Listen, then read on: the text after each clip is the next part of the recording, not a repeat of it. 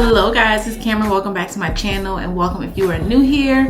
If you are new, my name is Cameron. Like I said, I am a hairstylist, lifestyle content creator, and business owner. I want to bring more hairstylist slash business owner, entrepreneur content to my channel. So I want to talk to you guys about some of my favorite tips and tricks when growing my salon and clientele. I know it can be really difficult when you're first starting out, and trust me, I was there. So I really want to just share some of my most important points with you guys if you find yourself in that same situation, or if you are just like me and still growing but you've been doing this for a minute. I feel like I have some viewpoints that can really help you out. I have my iced coffee here because I'm actually doing this before work, before going to the salon, so you know, we need that pick me up. So my first, and honestly, I hate to say this, but I really don't, because it's a great tool. Social media is going to be your biggest form of advertisement. This is going to be the most important thing when building clientele.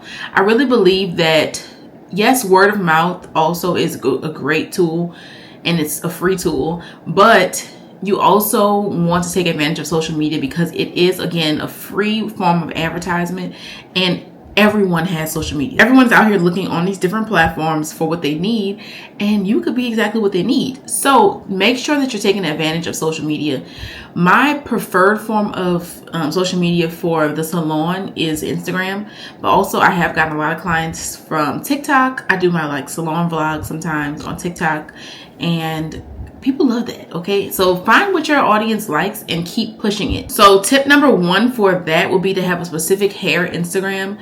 I know some people like to merge their personal and their business platform, which I did do this in the past, and I think it has its pros and cons. Of course, people are able to get to know you as the hairstylist, the business owner, but also get to know your business, but it's hard to differentiate the two. And personally for myself, I do lifestyle content also, so it kind of got into a really tough spot for me to do both of them on one page. So I did go ahead and make a separate Instagram for my salon, which is KamP Hair. I'll put it right here if you guys want to go ahead and follow me, check me out.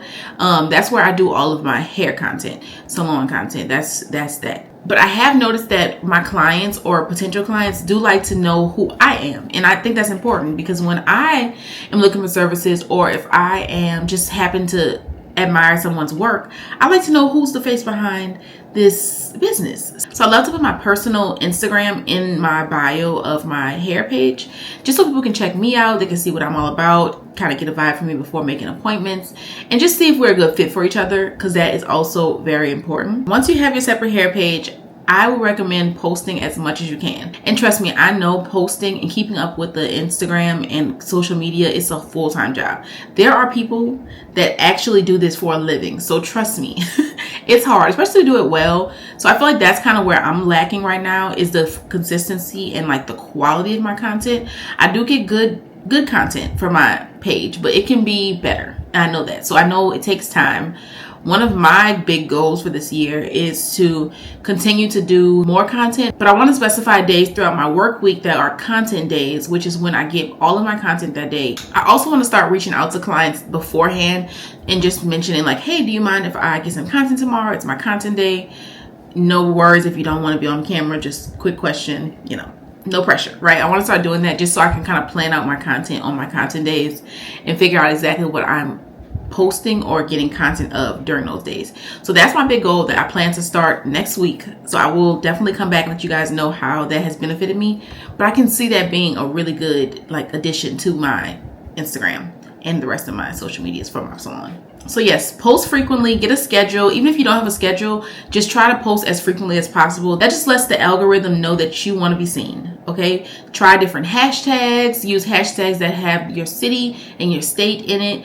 That has gotten me a lot of clients. Most of my clients come from hashtags. So anything that you could even think of, put it in the hashtag. I keep a list of hashtags in my notes section. I just copy and paste it when I post pictures. And sometimes I do switch it up just depending on what's going on. But one tip that I also heard from another creator was to use landmarks in your area. So for instance, I live in New Orleans, and there's things like City Park close by to my salon. I could do New Orleans City Park, just because when people go to these things, they might also look around at what's nearby. So if you pop up near these very popular landmarks, you never know who's out there looking to get their hair done. They might be in town, need an appointment. and that is another audience that you are opening yourself out to. So another thing that I think is very, very important, and I have seen it work for me, is having a specific theme, vibe, aesthetic for your salon, for your content, for your brand that people recognize, people know. So for me personally, my clients know when they come in. Well, let's back it up. On my Instagram, I love a clean aesthetic. I love, I try to keep everything uniformed. And I switch it up a little bit here and there, but you want to make sure that your content is noticeable or your brand is noticeable. When you see this post, you don't have to look at the name. You know this is Cameron. You know this is KamP Hair. You know what it is, right? People know that about me because of the way I take pictures, the location I take my pictures at, the way that I have my clients turn their head, maybe the way I let them lean back from the back and I see their hair from the back. Even just like my salon space, I don't like a bunch of different clutter. I don't like my page to be super like disorganized. Also like my font that I use in my graphics. If I do like a graphic post, the fonts are similar. My color scheme. So all of that, you want to keep everything cohesive, make sure everything fits. You want a vibe, okay? If you're familiar with me and my channel, y'all know I love a vibe. I love a moment. I love a cute situation, okay? My clients recognize that with me and they appreciate that. They always tell me, Cameron, I know your stuff before I even look at the name. And I think that's great. I think that says a lot about the brand that I have built or am building, and it's becoming recognizable and people are appreciating it. So very important tip. It makes you stand out from others and just kind of sets the tone for who you are and just makes you memorable. You want something that people can remember. Next thing is you want to make sure that you're utilizing reels, okay? Posts are great. Posts are dandy. But the reels are where you're going to get the most engagement, the most new followers, the most reach. I have noticed that. Use sounds that are trendy but don't have a lot of videos attached to those sounds because you want to be able to be found. So if you have a sound with 1 million uses, how likely is it that you're going to be found? If you are an independent hairstylist like myself, I like to have my name in my bio. Actually, I'm going to pull it up right now just so I don't even want to lie to y'all. So I'll just attach it right here. This is my Instagram bio. I have KamP Hair in the title.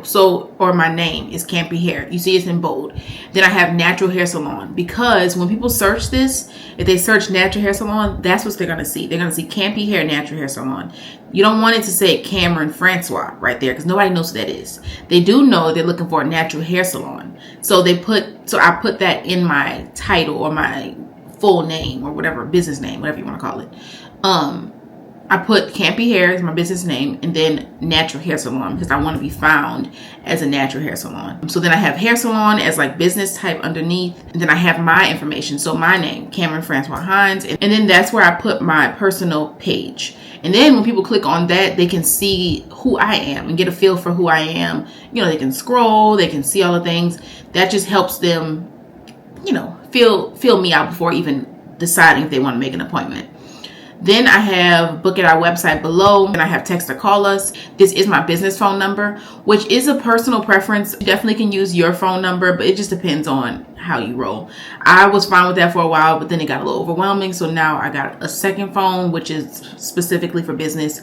And I don't mind putting my phone number out there because it's just my business phone.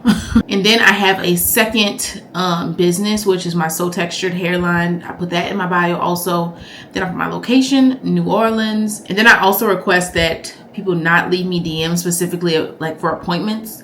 Just because it gets lost, I get lost in the sauce. Okay. I'm not a DM checker. So I prefer people text me or send me an email, call me. Just don't leave me a DM. I don't like it. I don't feel like it's professional. I don't sit there and like go through my DMs like that. Now I do it because I know people do not read that sometimes, which that's a whole nother story for another day. But I do prefer to not have 100 DMs. I prefer text. And then at the bottom, I have my website, which is like the hub for everything. So since we're talking about websites, I want to take you guys to my website. So I have two. I have my hub website, which is just kamphair.com. This is where I have everything. This is where I have about me, about the salon, This is where my booking site is linked to. This is where I talk about my hair extensions, everything. So from my KamP hair website, you can click book an appointment and it takes you straight to my appointment site. And I highly recommend this. You want to have a booking site. It is 2024. No one is really calling for appointments in the hair salon. If you do that, by all means, do your thing. But if you want to make things easier for you, make things easy and accessible for your clients, I'm telling you, a booking website is the way to go. Nobody, and I hear this from my own clients, nobody really wants to go through the extra step of calling or texting or DMing to make an appointment if it can just be there, you know? So this just really has made things much more professional, much more seamless, and easier for me when getting my appointments booked. Now in this website, this is where you want to have all of your policy. You want to state everything here. If you do deposits, this is where you want to get your deposit. You want to describe each and every service before, you know, your client is even able to book it. This is how I've recognized like the least, it's very foolproof. I state everything in my booking site, but at the same time, you don't want to be overkill. You don't want to be rude in your booking site, because I've heard, trust me, my clients tell me what y'all be doing. Be nice, be professional. Don't be a bully through your booking site, because I have seen those and I've heard about those booking sites where it's like, don't come here early and don't do this, and it, you know, it's just let's be nice. Nobody wants to come to an environment where they feel they're going to be bullied. So be a professional about it and just say things nicely and think about how you want to word things. And, you know, of course, stand on what you really want to get across to your client. But at the same time, just season your words a little. I'm saying a lot of this through like experience of what I've seen or what I've heard from my clients who have dealt with, you know, other stylists in the past, or, you know, getting certain services done.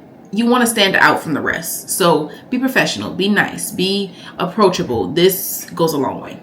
Next thing that I want to talk about that is so important to me is having a specialty. So as I mentioned earlier, I'm a natural hairstylist. I do natural hair mainly. I do style clients that might be relaxed if they prefer to, but most of my clients don't come to me for relaxed hair. And that's what I prefer. You know, I do natural hair. So my clients trust me with their natural hair, with their natural styles. You know, a twist out, a flexi rise set, a silk press on natural hair that's going to revert, you know, healthy hair maintenance, hair growth, all those things. I specialize in that. I don't do weaves. I don't do braids. I don't do, you know, the extra stuff. I feel like you should have a specialty, and that way your clients can stick to you for that. And again, feedback from my clients, they can really trust me when it comes to that, because I do specialize in that and I take my time to learn it, perfect my craft. That's when you have a certain specialty, you're able to pour into that thing. Next thing is consistency. You want to be consistent with your clients. You want to build, like I said, that client stylist trust, that they know they can depend on you. You're not going to just not show up. You're not going to make these excuses as to why you can't come. I don't know what that's about, but that's a big thing in the hair industry. Let me know down below if you guys have dealt with that. I don't know what that's about. I have heard the horror stories. I've had some myself. But don't be that stylist. Be trustworthy. Be consistent.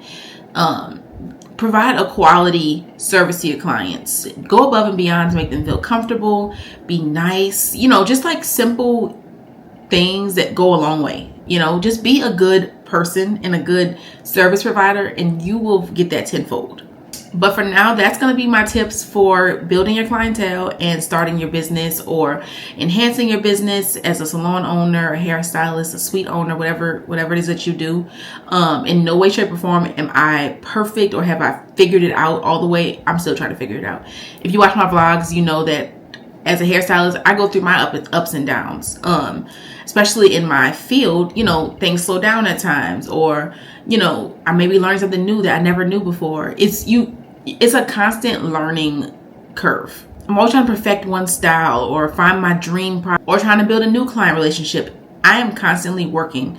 And I feel like with entrepreneurship, like I said, I do so many different things that it can be hard to kind of just stay in one zone or perfect that one thing. But that's my plan, and that's my goal for myself and my businesses, is that I just want to be able to pour as much as I can into each one of them and just make them beautiful. So basically, long story short, I do not have it all figured out. I don't know everything. So if you have some tips for me or something that you think I could use, definitely drop that down below. Something that works for you that you think you want to share with the girls, let us know down below. We're ready to listen. And yeah, until next time, like I said, my name is Cameron. I'm so happy you stuck around. If you did, leave me down below, because we're gonna start doing that. Leave me down below a scissors emoji, like the haircutting scissors. And yeah, they'll let me know that you watched until the end. But until next time, I'll see you later. Don't forget to like, comment, and subscribe, and follow me on Instagram. Follow my hair page and my personal page, TikTok, all that. And I will see y'all later. Bye.